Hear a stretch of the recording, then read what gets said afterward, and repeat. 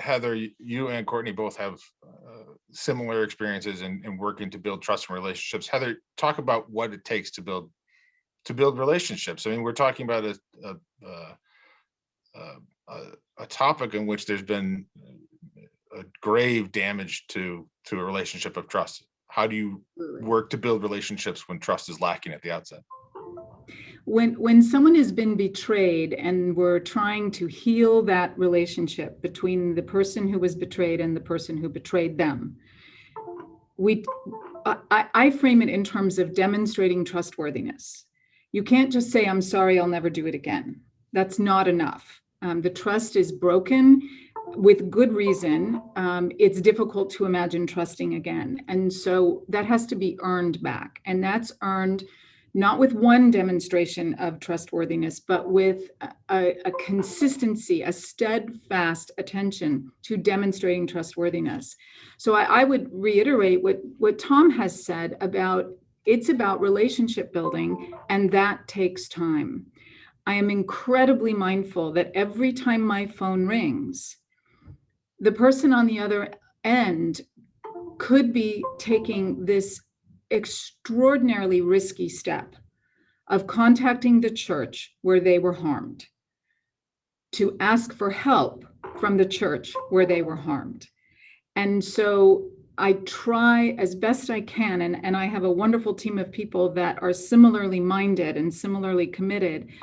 We try to receive that call as the gift that it is. It's an opportunity for us to build a relationship. It's an opportunity for us to be church to that person in a way that they are desperately seeking and deserve and in need of, but approaching with great trepidation.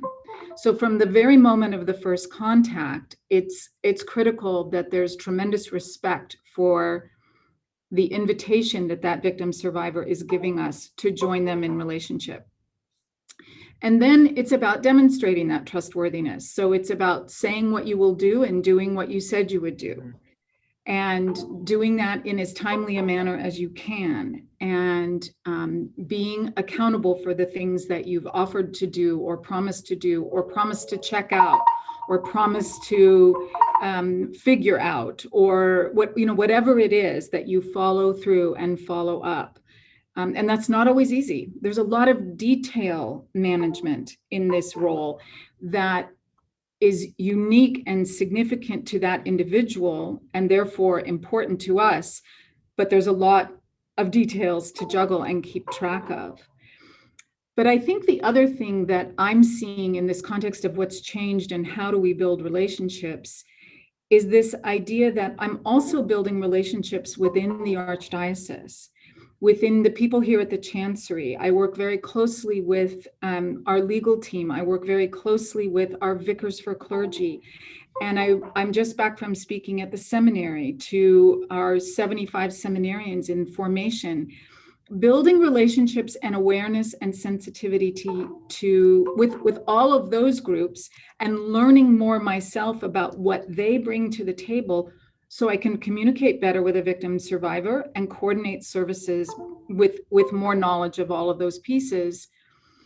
But that's resulting in things collectively. It's certainly not all my doing, but collectively, where now something is said. I'm thinking about this recent event where a priest was offering a homily not specific to child abuse or sexual abuse or clergy abuse in particular, but offering a homily.